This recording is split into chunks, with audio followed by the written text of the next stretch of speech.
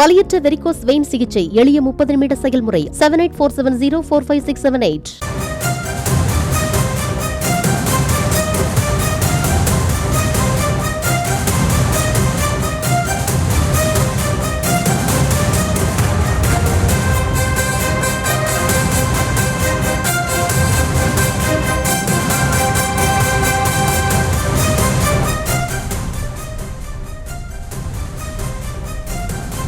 அண்மை செய்தி.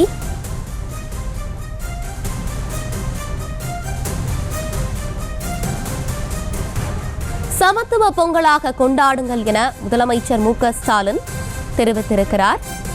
அண்மை செய்தியாக பார்த்து வருகிறோம். இது குறித்தான கூடுதல் விவரங்களோடு இணைகிறார் செய்தியாளர் ராஜேஷ். ராஜேஷ், வணக்கம். இது குறித்தான மேலும் விவரங்கள். வணக்கம். தமிழக முதலமைச்சரும் திமுக தலைவருமான மு க ஸ்டாலின் அவர்கள் பொங்கல் வாழ்த்து செய்தியை வெளியிட்டிருக்கிறார். தமிழ்நாட்டில் இருக்கக்கூடிய அனைவருக்கும் பொங்கல் வாழ்த்து செய்தியை அவர் வெளியிட்டிருக்கக்கூடிய நிலையில் இனிய பொங்கல், இந்திய பொங்கல் ஆகட்டும் என்றும் அவர் திமுக தொண்டர்களுக்கு தெரிவித்திருக்கின்றார். நம் உயிருடன் கலந்திருக்கும் தலைவர் கலைஞருடைய அன்பு உடன்பிறப்புகளுக்கு உங்களில் ஒருவன் எழுதக்கூடிய பொங்கல் தமிழர் திருநாள் வாழ்த்து மடல் என்று அவர் தொடங்கியிருக்கிறார்.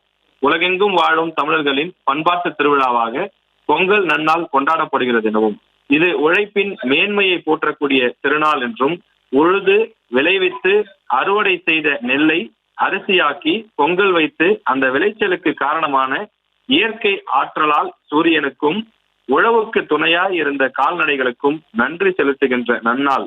இந்த நன்னாளை சாதி மத பேதமற்ற சமத்துவ திருநாளாக கொண்டாட வேண்டும் எனவும் முதலமைச்சர் மு க ஸ்டாலின் அவர்கள் கேட்டுக் கொண்டிருக்கின்றார். அது மட்டும் இல்லாமல் தொடர்ந்து இந்த வாழ்த்து மடலில் பல்வேறு விஷயங்களிலும் அவர் குறிப்பிட்டிருக்கின்றார்.